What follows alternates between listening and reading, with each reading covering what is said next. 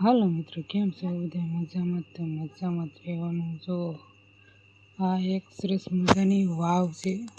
આ રજવાડા વખતમાં બાંધતા જો આવી રીતે આ ઠેઠ સુધી પગથિયા છે એના, કેમ કે એનાથી ઉતરવાનું પાણી ભરવા અને મેન હજી બાકી છે એ તો નહીં દેખાડે. આટલા પગથિયા જો ઠેઠ સુધી.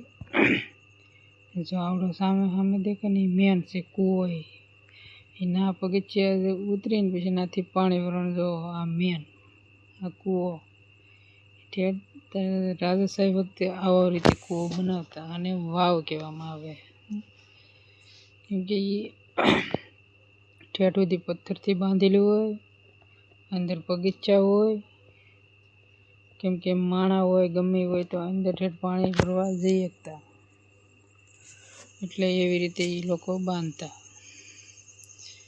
આખી ઠેઠ સુધી પથ્થરથી બાંધેલી હોય. આ આપણે એની દિવાલ ઉપર છે. આ ઠેઠ ઘણી ઊંડી છે, પણ માથે વંડી ઉપર આપણે હાલીએ જોવો છે ને કે આખી નહીં દેખાતી, કેમ કે આ અંદર ઘણો એવો કચરો પડ્યો. આખી પૂરા જેલી છે, જૂની છે બહુ, એટલે